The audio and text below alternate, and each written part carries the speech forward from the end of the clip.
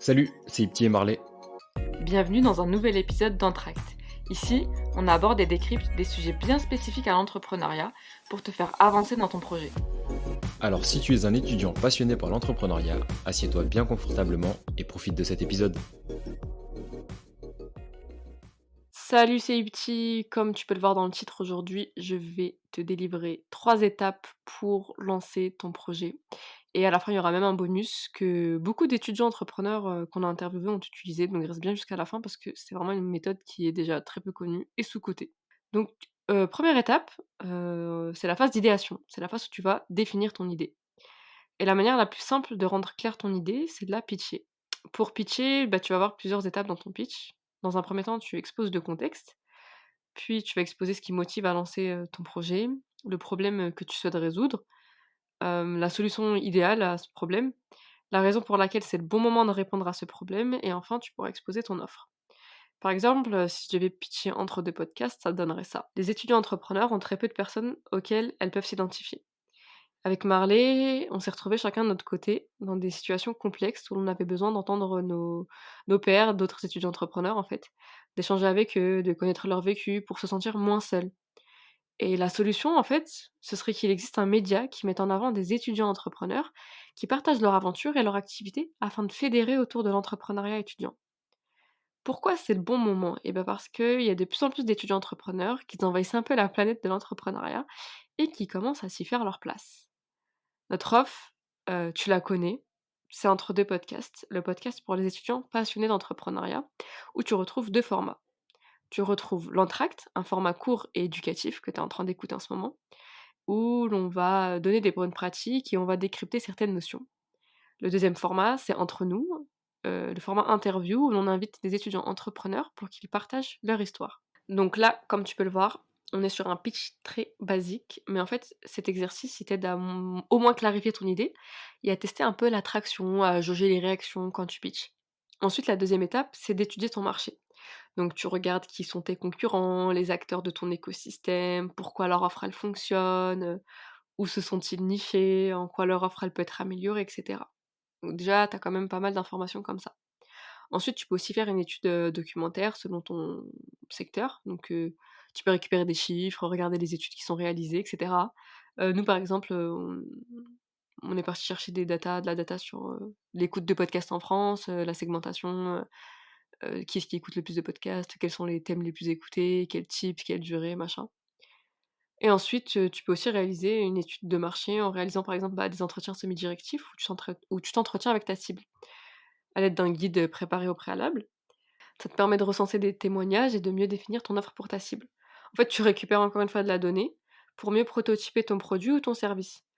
Parce qu'il faut pas oublier que ton produit ou ton service, ton offre, elle est pas faite pour toi, elle est faite pour ta cible. Et ça, parfois, quand on a la tête dans le guidon, on l'oublie un peu. Toutes ces étapes, que je viens de te citer, elles sont pas forcément à réaliser dans l'ordre, que je viens de te citer. Tu feras sûrement des allers-retours entre ces différentes étapes, voire même tu en supprimeras certaines si tu juges qu'elles sont pas nécessaires. En tout cas, elles t'aideront à définir ton offre et à te positionner, c'est-à-dire à proposer une offre différente de celle de tes concurrents, et en fait, ça t'aidera à être différenciant et tu peux être différenciant sur plein de critères. Le prix, le point de douleur que tu ôtes à ton client, les fonctionnalités que tu proposes et cetera. En fait, ton offre, elle se différencie souvent par la valeur que tu vas apporter. Et enfin, la troisième étape et l'étape la plus trépidante, c'est le prototypage de ton MVP pour Minimum Viable Product. En gros, c'est le premier produit que tu vas, faire rapidement, qui te demande peu de ressources et que tu vas lancer sur le marché pour le tester. Il a pas forcément toutes les fonctionnalités que tu veux et c'est tant mieux, car c'est en le mettant sur le marché que tu vas déjà pouvoir tester ton idée et voir si elle fonctionne et que tu pourras voir aussi quelles améliorations tu peux déjà apporter.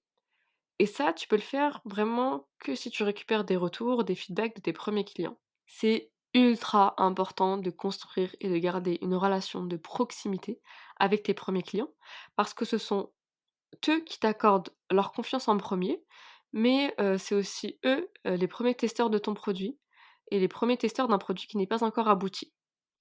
Le processus, que je viens de te citer, il s'applique aussi aux services.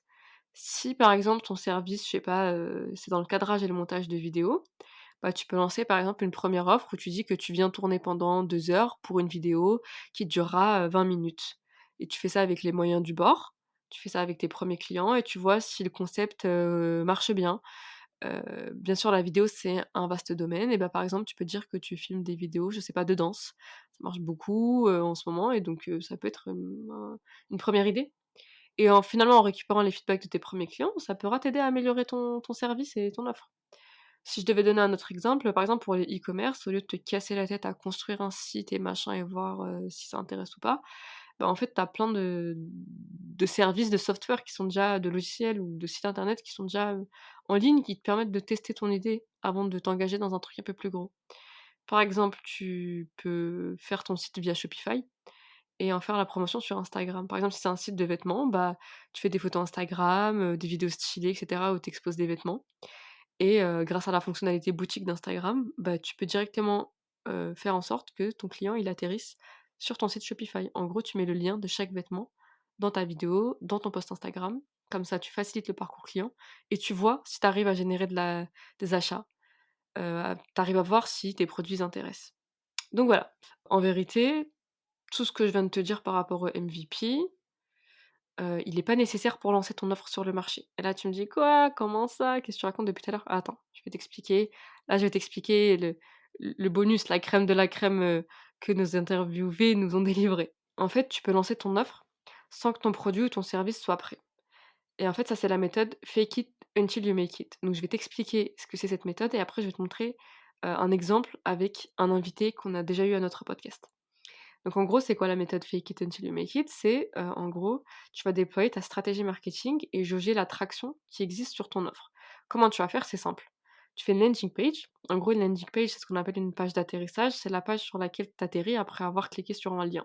Le lien, tu peux le trouver, je sais pas, dans une publicité, tu peux le mettre dans une publicité, tu peux le mettre sur un post LinkedIn. Et en fait, cette landing page, elle va contenir entre autres une accroche, une promesse, donc la promesse, de la valeur qui va délivrer ton offre et un appel à l'action. L'appel à l'action, ça peut être, de s'inscrire, ça peut être, d'acheter et finalement plus de personnes répondent à cet appel à l'action, plus ça veut dire qu'il y a de l'attraction, plus ça veut dire que ton offre intéresse et c'est seulement, quand tu auras jugé qu'assez de personnes ont répondu à ton offre que tu dis: «OK, je vais prototyper mon service ou mon produit. OK, je vais prototyper ma formation et je vais la délivrer dans 10 jours», par exemple. Cette méthode, en fait, elle permet un gain de temps terrible parce que s'il y a pas de traction sur le sujet, bah, sur ton offre, c'est pas grave. En fait, tu lances pas ton produit, tu rembourses les gens, tu leur dis que finalement, tu pas pu le faire. Tu dis: «Ah oui, mais mince, il y avait des gens qui attendaient», mais si tu pas assez de clients, enfin, ça sert à rien de lancer ton truc et en plus, ce sera pas 3-4 personnes, qui t'en vendront, quoi et au moins tu auras pas perdu ton temps. Donc comme je te disais précédemment, on a plusieurs personnes qui ont utilisé cette méthode. C'est le cas de Vincent et de Marwan qu'on a interviewés et je vais te donner justement l'exemple de Marwan. Marwan, il avait un projet quand il était étudiant de plateforme de recrutement. Donc en gros, niveau marketing, il avait une partie B2C pour les candidats et une partie B2B pour les recruteurs. Pour les candidats, il a réalisé une landing page où les candidats, en fait, s'inscrivaient alors que sa plateforme de recrutement, elle était archi pas prête. Bah, en fait, ça lui a permis de voir si son projet intéressait et de savoir, s'il y avait des personnes qui étaient prêtes à utiliser, sa plateforme de recrutement. Donc en gros, les candidats, ils avaient juste à s'inscrire, pour, à la fin être redirigés, vers la plateforme de recrutement quand elle existe. Et bah, si tu veux savoir la suite de l'histoire et comment se termine cette histoire de plateforme de recrutement, bah, tu peux écouter son épisode qui est disponible sur toutes les plateformes. En tout cas, tout ce que je peux te dire, c'est que, il a réussi à générer beaucoup de trafic comme ça.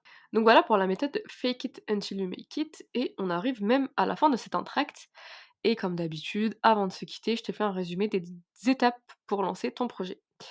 Donc la première étape, ce serait d'avoir une phase d'idéation avec la réalisation de ton pitch pour conceptualiser ta solution, en gros ton offre. La deuxième étape, c'est un peu une étape, de recherche où tu vas étudier ton marché, te documenter, réaliser des entretiens, étudier la concurrence et cetera.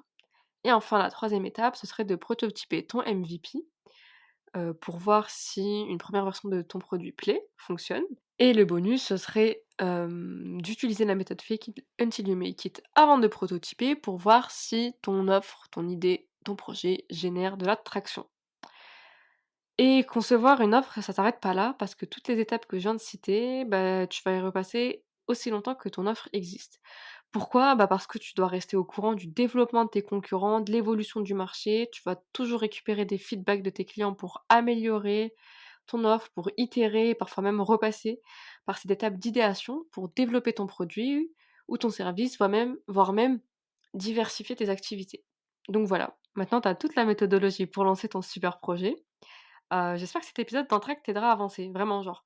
Et si tu vois d'autres étapes et conseils, n'hésite pas à, nous en faire part sur nos réseaux sociaux qui sont répertoriés en description de cet épisode comme d'habitude. T'oublies pas notre mantra, test and learn. C'est en testant, en te confrontant au marché que tu apprendras et que tu excelleras. Et dernière chose importante, si tu es sur YouTube ou Apple Podcast, laisse-nous un commentaire. Franchement, ça nous aidera de ouf, ça nous donnera la force et surtout, ça permettra d'aider toute la communauté d'étudiants entrepreneurs, d'étudiants passionnés d'entrepreneuriat, qui nous suit. Allez, on se dit à bientôt. Si tu es arrivé jusque-là, c'est que l'épisode t'a sûrement plu.